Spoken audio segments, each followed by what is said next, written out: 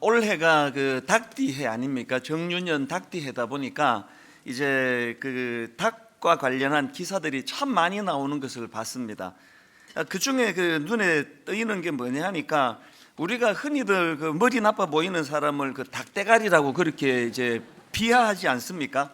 이게 아주 잘못됐다는 거예요. 이 닭이 그렇게 머리가 나쁜 새가 아니랍니다. 미국 에머리대 교수가 그 국제학술지에 낸 논문에 의하면은 이 닭의 자기 인식이나 또 추론 능력, 이게 사람으로 치면 7살 아이와 맞먹을 정도라는 겁니다. 그리고 머리만 좋은 게 아니라 그 절제력도 뛰어나가지고요. 그 닭을 가지고 무슨 실험을 했는가 하니까 닭에게 2초를 기다리면 3초간 먹이를 먹을 수 있고요. 또 6초를 기다리면 22초 동안 먹을 수 있는 그런 이제 장치를 해가지고 실험을 했더니 이 닭들이 후자를 택하더라는 거예요.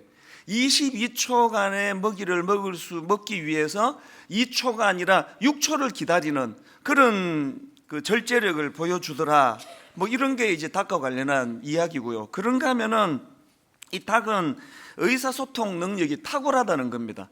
그래서 미국의 UC 데이비드 연구진이 그 발표하기를 이 닭은 그 울음소리가 24가지 울음소리로 자기를 표현한다는 겁니다. 어떻게 실험하느냐 하니까 그 컴퓨터 화면으로 이제 이 닭들이 두려워하는 다양한 포식자들을 이제 화면으로 비춰주는데요. 수탉이 그때마다 다른 경고음을 내더라는 겁니다.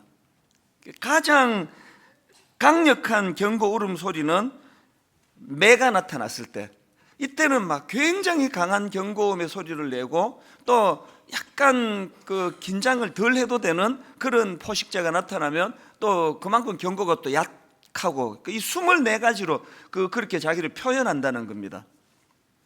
그래서 저는 그 글을 읽으면서 하나님께서 그 예수님이 십자가 지시던 그 현장에서 베드로가 3번씩이나 주님을 부인할 때 그것이 참 잘못됐다는 것을 자각하는 도구로 닭 울음소리를 쓰지 않습니까? 닭의 해를 맞이해서 제 마음에 무슨 소원이 있는지 하면 저와 여러분 모두가 다 새해에는 우리가 잘못된 길로 갈 때 하나님이 장치해 주시는 닭 울음소리가 들려지는 그런 한 해가 되기를 바랍니다. 경고의 닭 울음소리가 들려진다는 건 그거 축복이거든요. 사실 우리가 영적으로 조금만 더 민감하면 하나님은 전방위로 닭 울음소리를 들려주시는 분이세요. 설교 말씀을 통해서 다락방 모임을 하다가 친한 믿음의 식구랑 교제를 나누다가 심지어는 등산 가다가도 닭 울음소리가 들려요. 심지어는 운동하다가도, 텔레비전을 보다가도. 저는 그걸 종종 경험을 하곤 하는데요. 지난 연말에도 마찬가지입니다. 제가 지난주에 말씀드렸듯이 하나님께서 제 마음에 이 고착화라는 이 단어를 주셔서 분당 우리 교회가 14년 되고 나서 점점 그 고착화가 되고 있다는 그 참 가슴 아픈 그 경고의 메시지를 제가 받고는 지난 연말에 마음이 많이 복잡하고 힘들고 또 어떨 땐 잠도 안 오고 결국은 우리 교회도 이제 그렇게 그 잘못된 방향으로 가는 그런 전통적인 교회로 갈 수밖에 없는 건가, 그런 마음에 참 두려움이 있을 때에 하나님께서 저에게 그 책 한 권을 통해서 이 닭 울음소리를 제게 들려주신 거예요. 경고의 메시지를 들려주셨는데요. 그 책은 지금은 고인이 된 유석경 전도사라는 여전도사가 쓴 책입니다. 당신은 하나님을 오해하고 있습니다. 저는 그 책 내용도 참 좋았지만요, 저자의 존재 자체가 저에게 너무너무 감동이었습니다. 이 젊은 여전도사가 직장암 말기 판정을 받습니다. 병원에 갔더니 지금 수술해도 1년밖에는 못 산다는 거예요.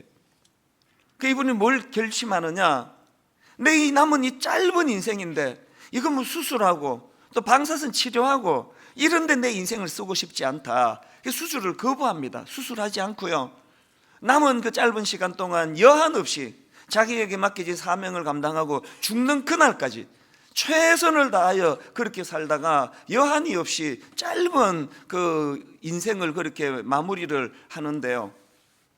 그 책에 보면은 표지에 이런 글이 있습니다.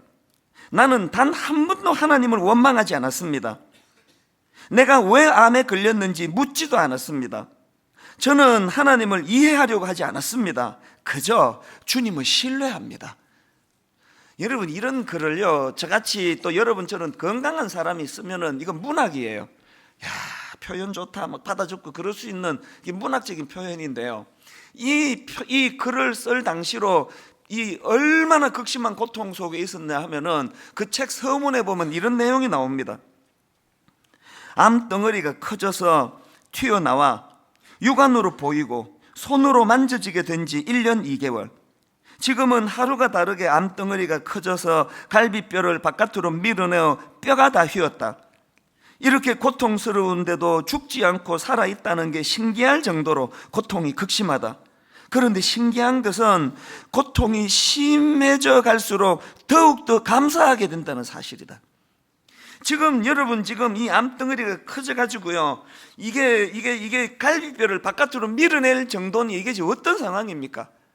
막 너무너무 고통스러운 그런 상황에서 나는 단 한 번도 하나님을 원망하지 않았습니다.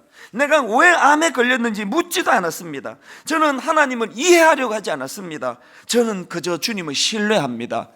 이게 어떻게 가능한가? 이게 부끄럽지만 내 믿음의 분량은 그렇게 못할 것 같거든. 아무리 생각을 해도.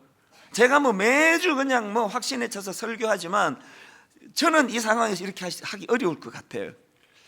어떻게 이 젊은 여전도, 세상 경험도 많지 않은 이 젊은 여전도사가 이렇게 용사 같은 이런 담대한 삶을, 그래서 죽는 그날까지 전혀 두려워하지 않고, 병원에서는 수술해도 1년밖에 못 산다 그랬는데 수술하지 않고 사명을 감당하며 전국을 뛰어다녔는데 3년을 살았습니다. 3년을. 마지막 목숨이 끊어지는 그날까지도 전혀 요동하지 않고. 이게 그때 어떻게 이런 일이 가능했을까? 그 책에 보면은요, 이런 내용이 있습니다. 이제 이분이 그 전도사가 되기 전이에요. 미국의 그 전도 세미나를 참석하러 갔습니다. 전도 세미나 참석해서 이제 강의를 듣는데요. 그 세미나 중에 이제 어떤 코스가 있는가 하면은 세 사람이 짝을 이루어 가지고 이제 그 노방전도, 길거리 나가서 전도를 하는 그런 순서가 있는 겁니다. 미국 사람 두 사람하고 한국에서 온 자기하고 셋이 이제 한조가 돼가지고 저 사람이 먼저 이제 하고 그 다음 사람이 하고 이제 자기 차례가 됐는데 그 얼마나 두렵겠습니까? 그 영어로 그 낯선 그 서양 사람한테, 미국 사람한테 이 복음을 전해야 되니까요. 그러고 있는데 미국의 20살짜리 청년 하나가 이렇게 지나가더래요. 그래서 이제 이 젊은 자매가 혹시 시간 있습니까? 그랬더니 딱 10분 있다 그래. 10분. 자기 말이 한국에서 전도할 때도 보통 1시간이 드는데 1시간이 아담부터 시작해가지고 쭉 훑어가려니까 1시간이 드는데 지금 영어로 미국 사람 앞에 그 서툰 영어로 복음을 전해야 되는데 10분 갖고 이거 어떻게 되겠냐고. 그래서 이제 간략하게 최선을 다해가지고 그렇게 액기스만, 핵심만 그렇게 이제 설명을 해줬는데 기적이 일어난 거예요. 그 길거리에서 10분 그 한국에서 온 동양 여자가 전하는 복음을 듣고 그 20살짜리 미국 청년이 눈물이 그렁그렁하면서 나도 예수 믿고 천국 가고 싶습니다. 그렇게 표현을 한다는 거예요. 그래서 이제 이 자매님이 그 미국 청년을 위해서 간절히 이제 기도해 주고 나서 이제 페이스북, 요새 젊은이들이 잘 쓰는 페이스북 주소를 이제 교환한 거예요. 그리고는 이제 미국에서 이제 그 일이 다 끝나가지고 한국에 돌아와서 그 20살 청년이 궁금하지 않습니까? 그래서 페이스북으로 들어가 본 거예요. 그 청년이 준 주소로 들어가 보니까 자기가 10분 복음을 전했던 그날, 바로 그날에 그 눈물이 그릉그릉하던 그 청년이 페이스북에 남긴 글이 거기 있더라는 거예요. 이렇게 적혀 있었습니다.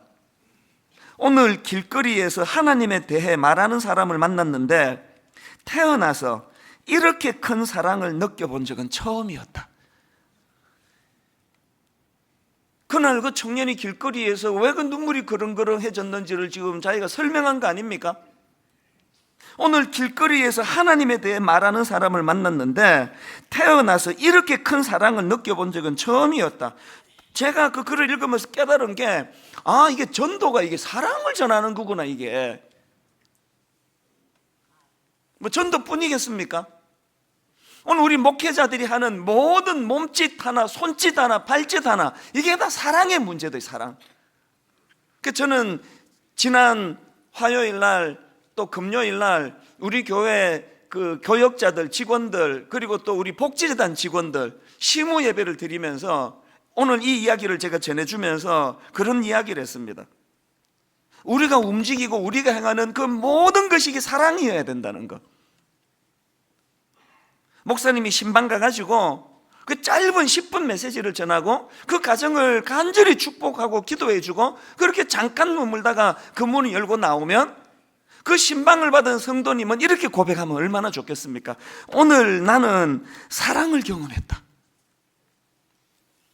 제가 전하는 설교가 막 엄청 말씀이 깊고 받아 적을 게 많고 막 그냥 머리를 끄덕이는 아름다운 내용으로 가득 차 있다 하더라도 이 설교의 그 동력이 사랑이 아니면 이거는 엉터리 설교라는 거예요.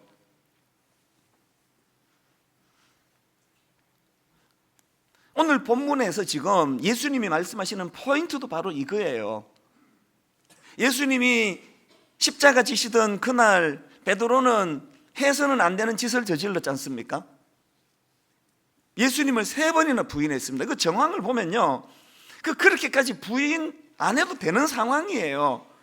그 예수님 믿는다 그러면, 예수님 제자다 그러면 뭐 바로 자기도 처분당하고 그런 분위기가 아니거든요. 그렇게 부끄러운 짓을 저질렀는데 예수님이 부활하시고 나서 베드로를 만나셔가지고 해주신 말씀의 포인트가 오늘 본문입니다. 요한복음 21장 15절을 보시겠습니까? 그들이 조반 먹은 후에 예수께서 시몬 베드로에게 이르시되 요한의 아들 시몬아, 내가 이 사람들보다 나를 더 사랑하느냐? 16절도 마찬가지입니다. 또 두 번째 이르시되 요한의 아들 시몬아, 내가 나를 사랑하느냐? 17절 세 번째 이르시되 요한의 아들 시몬아, 내가 나를 사랑하느냐? 지금 예수님께서 3번 주님을 부인한 베드로에게 만나셔 하신 말씀의 핵심이 뭐예요? 네가 나를 부인했던 그 사건은 다른 거 아니고 이건 사랑의 문제래. 사랑의 문제. 제가 왜 이 본문을 주목하는가 하면요, 지금 부활하신 예수님께서 뭐 이제 막 여러 사람을 만나던 중에 베드로를 딱 맞닥뜨리니까 생각나가지고 너 나 사랑하니? 이게 아니에요. 아주 의도된, 주님께서 아주 의도적으로 접근하실 뿐만 아니라 베드로로 하여금 그때 주님을 부인했던 그 상황을 상기하도록 주님이 굉장히 정교하게 연출을 하십니다. 뭘 보고 그런 말씀을 드리는가 하면요, 그 요한복음 21장 9절에 보니까 육지에 올라 보니 숯불이 있는데 그 위에 생선이 놓였고 떡도 있더라. 부활하신 주님이 지금 이 환경을 연출해 놓은 게 이 숯불이에요. 근데 이건 요한복음 18장 18절입니다. 그때가 추운 거로 종과 아래 사람들이 불을 피우고 서서 쬐니 베드로도 함께 서서 쬐더라.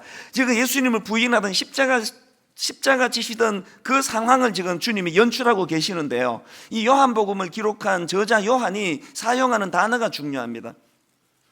방금 말씀드린 예수님이 분위기를 조성하신 요한복음 21장 9절에 나오는 숯불이 있는데 할 때의 이 숯불하고요, 또 베드로가 주님을 부인할 때 그때 자기가 군불을 쬐다고 나와 있는 불을 피우고 할 때 이 불이라는 단어가 사실은 한 단어예요. 안트라키안이라는 단어인데요, 이 안트라키안이라는 단어는 딱 여기에 2번밖에 나오지 않는 단어예요. 더 이상 성경에 나오지 않습니다. 지금 저자 요한이 이 같은 단어를 가지고 두 사건을 묘사하면서 뭘 강조하고 싶은 겁니까? 지금 부활하신 예수님께서 의도적으로 지금 분위기를 조성하고 계신다는 거예요. 의도적으로 베드로가 주님을 부인했던 그 상황을 지금 주님이 전개하시는 거예요. 그래서 3번 물으시는 것도 내가 나를 사랑하느냐, 내가 나를 사랑하느냐, 내가 나를 사랑하느냐, 이 3번 물으신 것도 3번 부인했기 때문에 3번 물으셨다고 그렇게 분석하지 않습니까? 지금 이런 것들을 통해 알 수 있는 게 뭡니까? 예수님께서는 지금 베드로에게 꼭 들려주고 싶은 말씀이 있는데요, 너의 문제는 사랑의 문제라는 게, 사랑의 문제. 저는 새해에 먼저 저와 우리 목사님들, 전사님들, 교역자들이 이 문제에 대하여 각성이 있기를 바랍니다. 교회의 고착화는 항상 목사, 전도사, 교역자로부터 시작이라고 저는 생각합니다.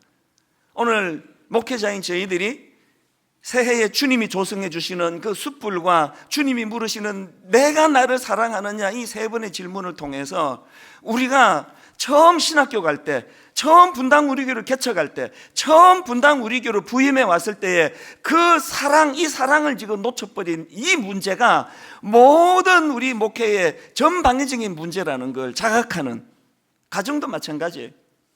그렇게 죽고 못 살아서 부부가 되고 가정을 이루었지만 오늘 여러분 이 가정 안에 일어나고 있는 여러 문제들의 근본적인 뿌리는 사랑의 문제라는 거예요.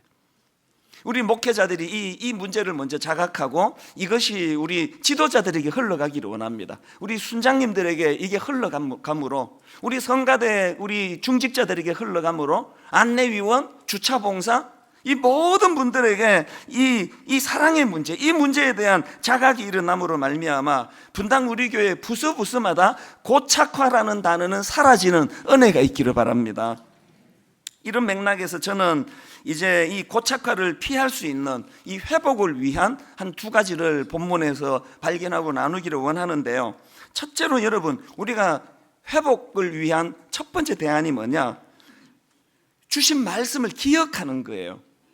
우리는 흔히 그 다구름 소리 때문에 베드로가 정신 차리게 됐다, 회개하게 됐다, 뭐 그 말도 틀린 말은 아니지만요, 그건 하나의 과정에서 도구에 불과하고요. 진짜 중요한 각성의 모체는 뭐냐? 자, 그 과정을 기록한 누가복음 22장 61절을 보시면 답이 나옵니다. 한번 보십시오. 주께서 돌이켜 베드로를 보시니 베드로가 주의 말씀 곧 오늘 닭 울기 전에 내가 3번 나를 부인하리라 하심이 생각나서 밖에 나가서 심히 통곡하니라. 여러분, 중요한 건 닭울음 소리가 아니에요. 닭울음 소리가 울렸을 때 베드로가 주의 말씀, 경고하셨던 주님의 말씀이 기억난 거, 이게 베드로가 회개하고 각성하게 된, 이게 베드로가 가룟 유다랑은 완전히 다른 길로 나아가게 된 결정적인, 여러분 삶 속에서 이 주님의 경고의 말씀이 종종 떠올려지시나요? 사실 베드로가 예수님을 부인하는 이 실수를 저지른 건요, 어쩌다가 당황해서 우연히 일어난 일이 아닙니다. 제가 이런 관점으로 베드로의 행적을 쭉 살펴보니까요, 이미 오래전부터 베드로 내면의 고착화가 진행되고 있었던 겁니다. 우선 마태복음 16장 16절을 한번 보십시오. 시몬 베드로가 대답하여 이르되 주는 그리스도시요 살아계신 하나님의 아들이시니다. 이 놀라운 고백을 했던 그 순간에도 이미 고착화가 진행이 된 겁니다. 그 과정에서 베드로가 했던 22절 말씀 다 기억하실 거 아닙니까? 베드로가 예수를 붙들고 항변하여 이르되 주여 그리 마옵소서, 이 일이 결코 죽게 미치지 아니하리이다. 여기 나오는 이 항변이라는 단어는 원어로 보면요, 에이 주님 그러지 마세요, 뭐 팔 붙잡고, 이게 아니에요.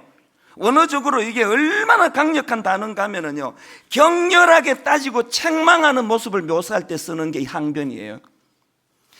저하고 나이 몇 살 차이 나지도 않는 우리 교회 부교역자들도 저한테 이렇게는 안 합니다. 제가 뭐 행사하겠다면 와가지고 막 얼굴 시뻘게 목에 막 핏대 세우면서 막 격렬하게 저한테 따지고, 목사님 막 정신 차리시라고 막 이렇게 하는 교역자 없습니다. 그렇게 안 합니다. 누가 그렇게 하겠습니까? 하물며 지금 대상은 예수 그리스도세요. 베드로가 지금 예수님에게 격렬하게 주님을 꾸짖고 있다는 표현이에요. 이런 모습 속에서 제가 발견하는 게 뭐냐면은, 베드로가 한편으로는 주는 그리스도시요 살아계신 하나님의 아들이시라고 하는 놀라운 고백을 하는 성숙과 동시에 자기 아집, 자기 생각이 같이 나가는 거예요. 같이. 누가 좀 그 부서 안에서 좀 고착화를 일으키고 뭐 경직이 좀 됐다 그러면 그분은 마귀 새끼가 아니에요. 그렇게 하시는 분 또 다른 면을 보면 엄청나게 주님을 사랑하고 그 부서를 사랑하고 또 헌신적인 그거 같이 가는 거예요. 같이. 그렇기 때문에 저 같은 목사들은 항상 뭘 두려워해야 됩니까? 항상 이쪽 편에는 또 열심히 잘하는 게 있을 때예요. 빛도 강해요. 빛이 강하면 항상 그림자가 같이 강하다는 걸 늘 저는 우리 교육자들에게 경고를 하는 거거든요. 그렇게 고착화가 시작이 된 걸 내버려 뒀더니 이게 어떤 방식으로 이게 발전을 하느냐. 자, 마태복음 26장 33절에 보십시오. 베드로가 대답하여 이르되 모두 주를 버릴지라도 나는 결코 버리지 않겠나이다. 그랬더니 예수님께서 경고하시지 않습니까? 바로 그 다음 34절 예수께서 이르시되 내가 진실로 내게 이르노니 오늘 밤 닭 울기 전에 내가 3번 나를 부인하리라. 아니, 주인 되시는 주님이 그렇게 교정했으면 자각해야 되는데 그 말씀을 듣고 베드로가 뭐라고 응수합니까? 그 다음 35절 베드로가 이르되 내가 주와 함께 죽을지언정 주를 부인하지 않겠나이다.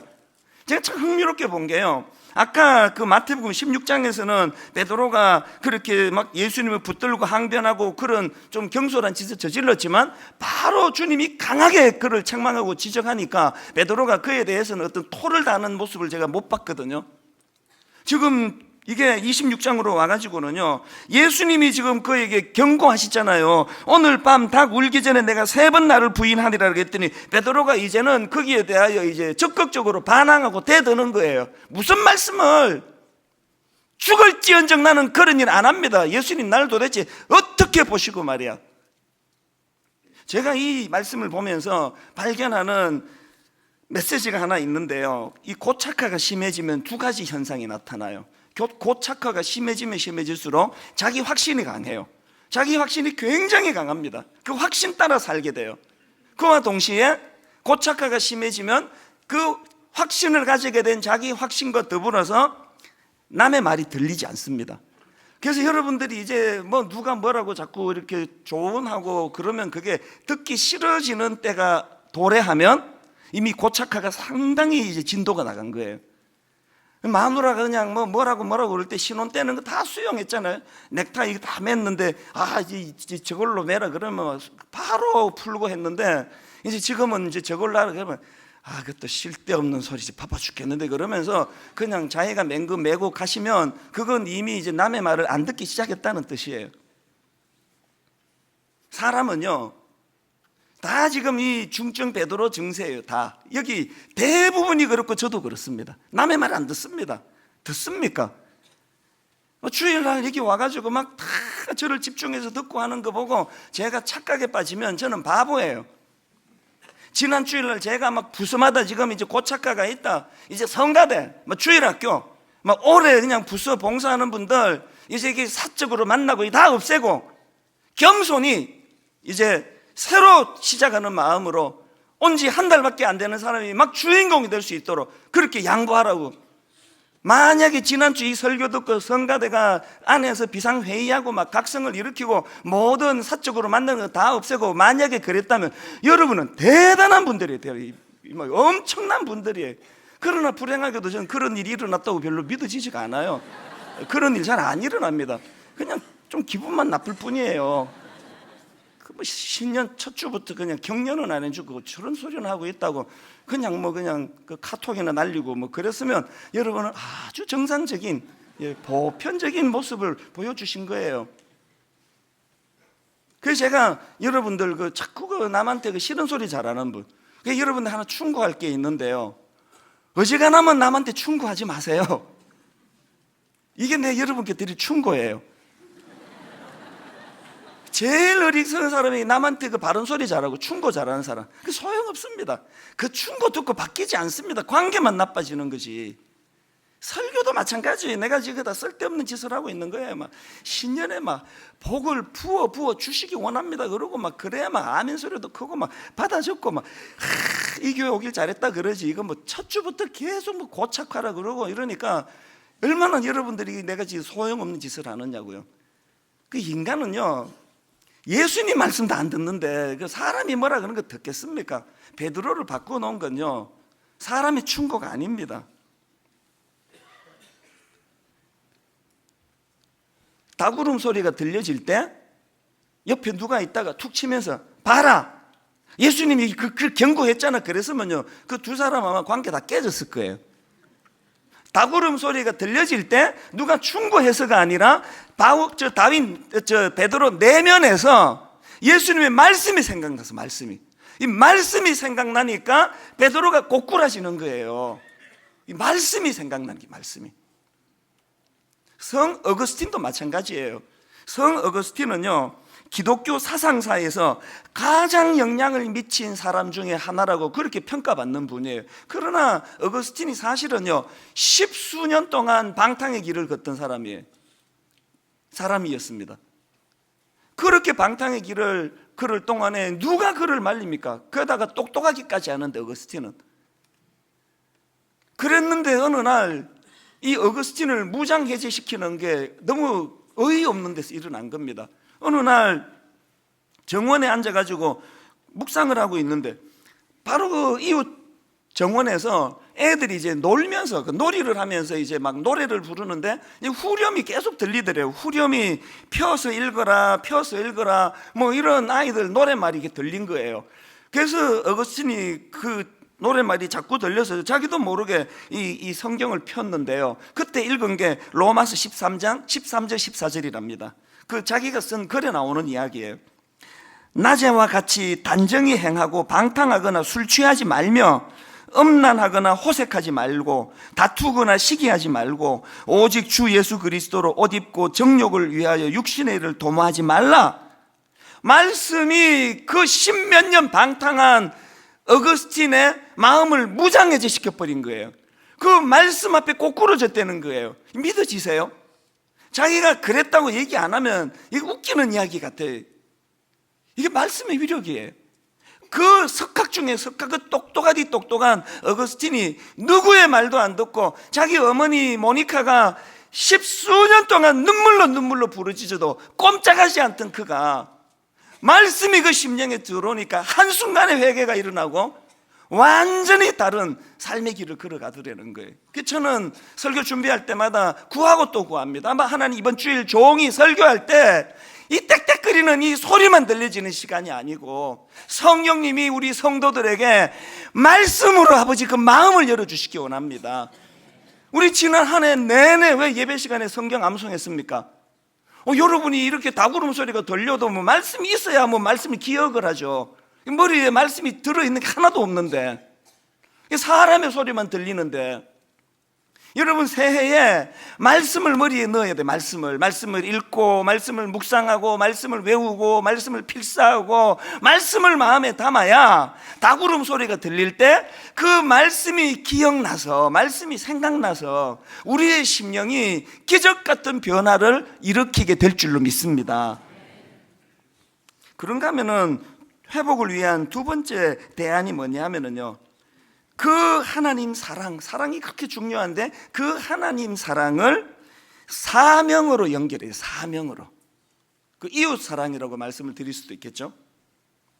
여러분 앞에서 부활하신 예수님이 베드로에게 주신 말씀을 다시 한번 가만히 주목해 보십시오. 반복하는 공통된 말씀이 이거 아닙니까? 요한복음 21장 15절, 그들이 조밥 먹은 후에 예수께서 시몬 베드로에게 이르시되 요한의 아들 시몬아 내가 이 사람들보다 나를 더 사랑하느냐 하시니, 그랬더니 베드로가 이렇게 반응합니다. 이르되 주님 그러하나이다. 내가 주님을 사랑하는 줄 주님께서 아시나이다. 그랬더니 예수님 주시는 말씀, 이르시되 내 어린 양을 먹이라 하시고, 두 번째도 마찬가지예요. 16절 또 두 번째 이르시되 요한의 아들 시몬아 내가 나를 사랑하느냐 하시니, 이르되 주님 그러하나이다. 내가 주님을 사랑하는 줄 주님께서 아시나이다. 이르시되 내 양을 치라 하시고, 17절 세 번째 이르시되 요한의 아들 시몬아 내가 나를 사랑하느냐 하시니, 주께서 세 번째 내가 나를 사랑하느냐 하심으로 베드로가 근심하여 이르되 주님 모든 것을 아시오매 내가 주님을 사랑하는 줄을 주님께서 아시나이다. 예수께서 이르시되 내 양을 먹이라. 여러분 뭐 좀 더 느껴지는 거 없습니까? 저는 이 구절을 묵상하다가 발견한 게 두 가지가 있는데요. 하나는요, 구체적이지 않으면 그게 사랑이 아니라는 거예요. 그 은혜도 마찬가지예요. 저는 이 설교 준비하다가 무슨 생각이 들었냐 하면은, 옛날에 우리 중고등학교 시절 70년대는요 국내 가수를 좋아하면 약간 저질이고, 그 팝송을 좋아하면 좀 이게 수준이 있는 걸로 그런 이상한 시대를 살았습니다. 그래서 저는 중학교 2학년 때부터 팝송을 부르기 시작했어요. 그 어떻게 가사를 외웠나? Why does the sun go on singing? 제가 처음으로 배운 그 팝송이 The End of the World라는 그 팝송이었는데, 뜻은 하나도 몰랐습니다. 그냥 한국말로 적어가지고 외워서 불렀죠. 그리고 뭐 그 프랭크 슈나트라입니까? My Way 그 막 부를 때마다 가슴이 뭉클하고 너무너무 노래가 좋은데, 놀라운 것은 가사를 하나도 몰랐다는 거예요. 이게 무슨 뜻인지는 제 최근에 알았습니다. 최근에 제가 그 유튜브 가가지고 검색을 해보니까 가사도 나와 있고 하는데, 야, 이 노래 가사가 진짜 주옥 같더라고요. 뜻 하나도 모르고 그냥 불렀어요. 너무 좋은 곡이었거든요. 우리 신앙이 이럴 수 있는 거예요.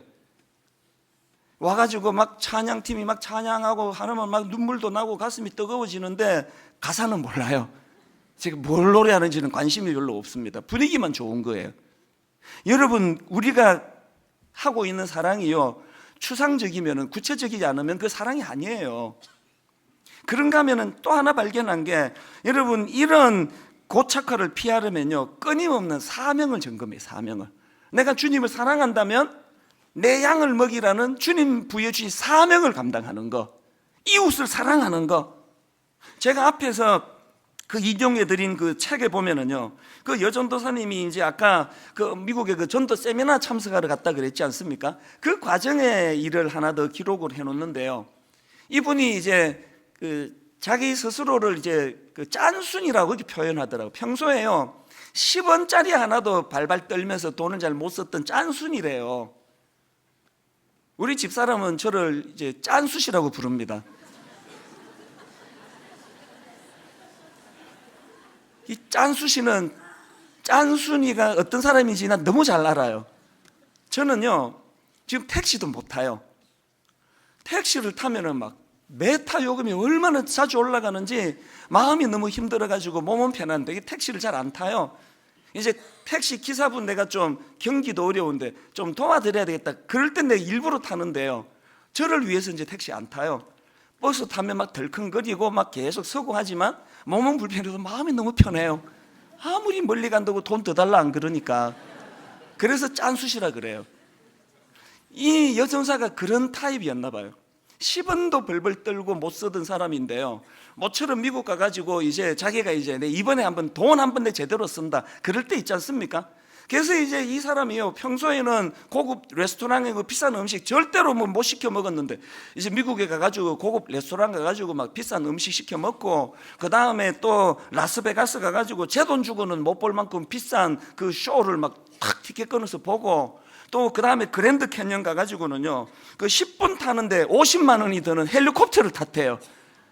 10분 타는데 50만 원이 드는데 막 이걸 막 이제 돈 내고 타고 막 그렇게 이제 한번 돈을 펑펑 써봤대요. 그리고 나서 이제 그 전도 세미나에 가서 그 미국 20살짜리 청년을 만난 거예요. 그 글에 뭐라고 표현하느냐, 자 한번 들어보세요. 이 두 가지를 같이 경험한 다음에 쓴 내용입니다. 그때 깨달았다. 잃어버린 영혼이 주님께 돌아오는 것을 보는 것만큼 나에게 큰 기쁨과 행복을 주는 일이 없다는 것을. 그래서 그 삶에 올인하기로 했다. 내 남은 삶을 생명의 복음을 전하는 데 쓰고 싶어서 선교사가 되기로 결심했다. 그 앞에 무슨 내용이 있느냐 하면요, 자기가 그렇게 돈을 펑펑 써보니까 좋더래요. 너무 좋더래요. 맛있는 거 먹고 10분에 50만 원 헬리콥터 타고 막 그냥 고급 쇼 보고 너무 좋더래요. 그것도 나쁜 게 아니더래요. 그런데 그거를 먼저 경험하고 그 다음에 주님의 사명을 따라 한 영혼에게 복음을 전하고 그 한 영혼이 눈물이 그릉그릉하며 주님 앞으로 돌아오는 그 일을 경험했더니, 이건 돈 펑펑 써가지고 좋은 거랑은 비교가 되지 않은 기쁨이 있다는 걸 안 거예요. 이 두 가지를 비교하고 나서 이 사람이 결정한 게 선교사가 되는 거였습니다. 그래서 미국의 트리니티 신학교로 유학을 가는 거예요. 이분은요 서울대 불문과를 나온 사람이에요. 고액 과외를 하던 사람이고요. 마음만 먹으면요 평생을 돈 펑펑 쓰면서 살 수 있는 사람이에요. 오늘 여기에 한 가지만 경험하신 분, 한 가지만. 세상적으로 그냥 살아보니까 돈도 쓰니까 좋고, 마누라 한 사람한테만 매여 살 때보다 그냥 바람도 피우고 이 여자 저 여자 만나고 또 술도 마시고 해보니까 이게 훨씬 이게 그냥 사는 게 너무 좋고 하시는 분은요 한 가지만 경험하셔서 그래. 한 가지만.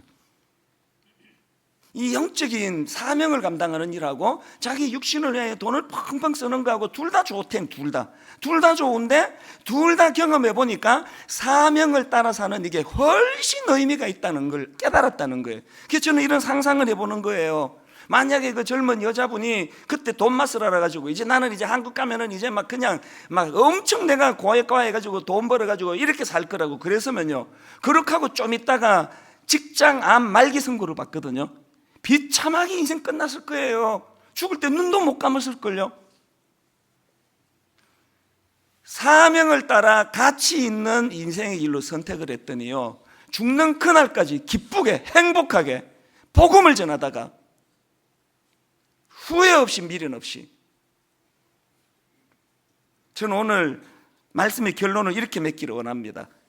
이제 다음 주부터 2달간 안식월을 갖습니다. 제가 좀 지친 것도 사실이에요. 좀 쉬고 싶은 마음도 있지만 저는 안식월 기간에 하고 싶은 게 2가지. 오늘 본문 그대로예요. 늘 앞에 꼬리가 붙는 목사 이찬수를 하나님께 나아갔다면 2달간 이 껍데기 다 떼내고 하나님의 아들 이찬수로 하나님 앞에 서고 싶습니다. 하나님의 사랑을 누리고 싶어요. 그리고 이제 그 받은 사랑을 어떻게 사명으로 연결할까? 제가 택시를 좀 몰아보려고 이제 회사에다 알아보니까요, 다른 건데 다 할 수 있습니다. 저는 23살부터 운전해가지고 지금 33년 무사고 운전이거든요. 근데 문제가 뭐냐? 택시는요, 한 달에 24일 이상을 운전을 해야 된대요.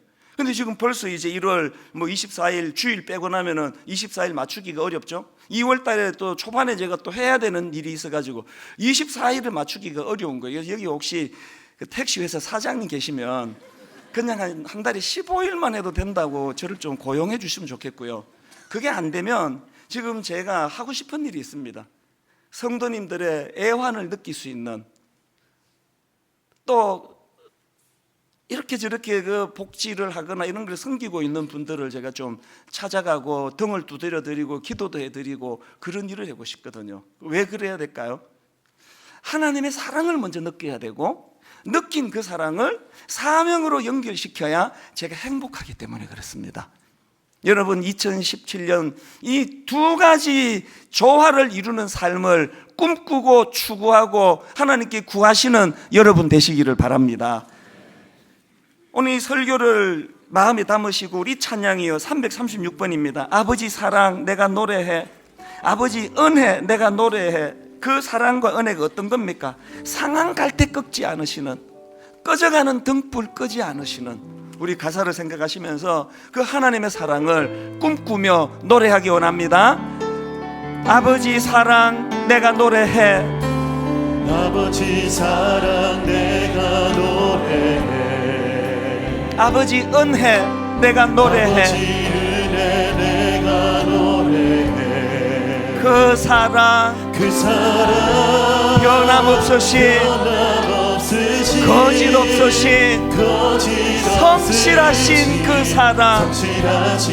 여러분, 이 사랑을 아십니까? 상한 갈 때 꺾지 않으시는, 꺼져가는 등불 끄지 않는, 여러분 그 사랑을 아십니까? 그 사랑 변함없으신 거짓없으신 성실하신 그 사랑. 오늘 그 사랑을 선포합니다. 사랑, 그 사랑, 날 위해 죽으신, 날 위해 다시 사신 예수 그리스도 다시 오실 그 죽음도 생명도 천사도 하늘의 어떤 권세도 끊을 수 없는 영원한 그 사랑 예수. 우리 다시 한번 그 사랑을 선포합니다. 그 사랑, 날 위해 죽으신, 날 위해 다시 사신 예수 그리스도 다시 오실 그 사랑. 죽음도 생명도 천사도 하늘의 어떤 권세도 끊을 수 없는 영원한 그 사랑 예수. 그 하나님 우리에게 이렇게 말씀하십니다. 사랑한다 아들아, 내가 너를 잘 아노라.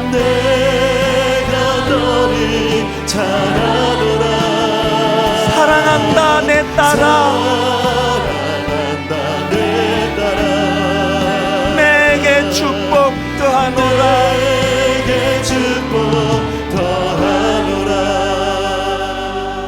여러분, 예수님께서요 그 십자가 고통 가운데 있을 때 베드로가 자기를 3번 부인하는 것 때문에 분노하셔가지고 부활하자마자 가서 보복하러 베드로 찾으러 가신 거 아닙니다.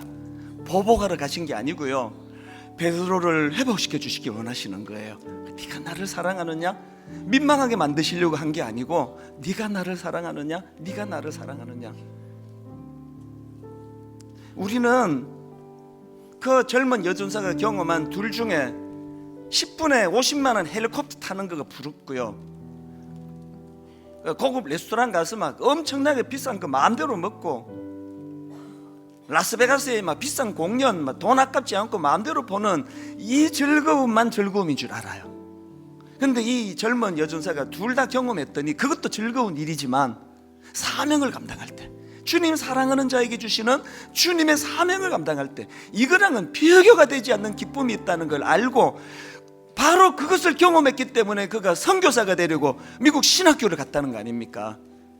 여러분, 하나만 경험하신 분, 2017년도에 이 사명의 기쁨도 맛보는 한 해가 되기를 바랍니다. 그리고 여러분, 주님이 우리에게 원하시는 이 진심, 사랑하는 아들아, 사랑하는 내 딸아, 난 네가 잘 됐으면 좋겠다. 베드로를 만나주신 주님의 마음이 이거 아니겠습니까? 우리 후렴 한 번 더 이 하나님의 본심을 좀 노래하기 원합니다. 이렇게 노래합니다. 사랑한다 아들아,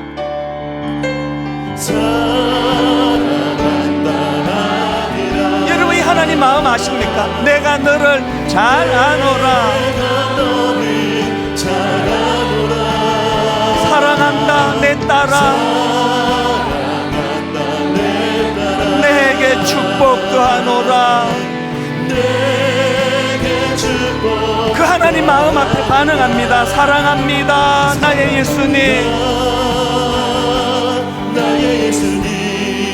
사랑합니다 아주 많이요.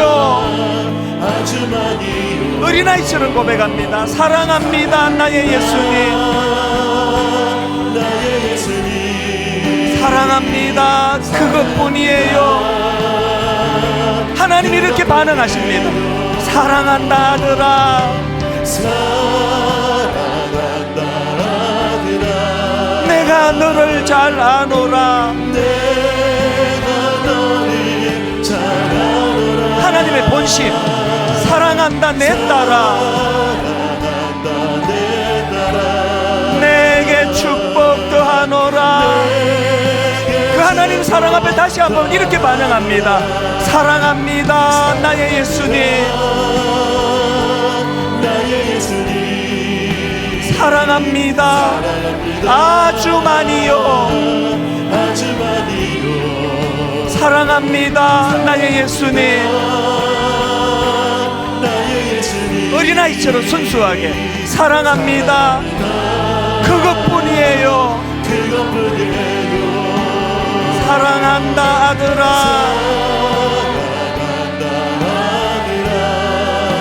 내가 너를 잘 아노라.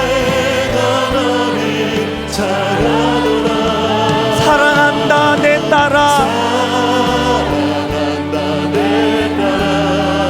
내게 축복도 하노라.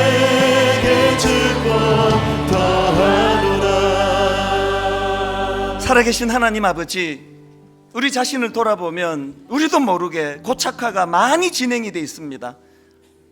자기 확신이 강해져 남의 얘기가 귀에 들어오지 않고, 심지어는 말씀을 들어도, 성경을 읽어도, 설교를 들어도 이미 굳어진 내 생각은 바뀌어지지 않는 점점 고집불통 베드로와 같은 모습을 발견합니다. 오늘 이 우리의 부끄러운 모습을 주님 앞에 정직하게 고백하고 드러내며, 내가 나를 사랑하느냐? 내가 나를 사랑하느냐? 내가 나를 사랑하느냐? 네가 겪고 있는 그 문제는 사랑의 문제다. 날 구원해 주신, 십자가 주신 주님의 그 사랑 내 안에 다시 회복되기를 원합니다. 사랑하는 아들아, 사랑하는 내 딸아, 나는 네가 잘 되기를 원한다. 이 하나님의 본심이 예배 가운데 우리 심령 안에 잘 스며듦으로 말미암아 말씀이 나를 변화시키는 능력이 예배 가운데 나타나게 하여 주시옵소서. 그 은혜를 올 한 해 내내 누릴 수 있도록 은혜 주시기 원하옵고, 예수님 이름으로 기도드립니다. 아멘. 이제 우리 다 자리에서 일어나셔서 신년 승리를 선포하며 이렇게 찬양합니다. 피난처 되시는 주 예수, 피난처 되시는 주 예수, 영원한 승리의 왕, 영원한 승리의 왕, 주님의 얼굴을 구할 때 주님의 얼굴을 구할 주의 빛 비추시네. 여러분 이거 아십니까? 전쟁은 주님께 속했네. 여러분 이렇게 선포하시겠습니까? 승리는 우리의 것. 예수의 이름을 높이며 영원히 찬양하리. 선포합니다. 주님의 임재에 온 땅 흔들리고 우리 기도에 하늘 문 여시네. 온 민족과 열방 주께 경배해. 영원히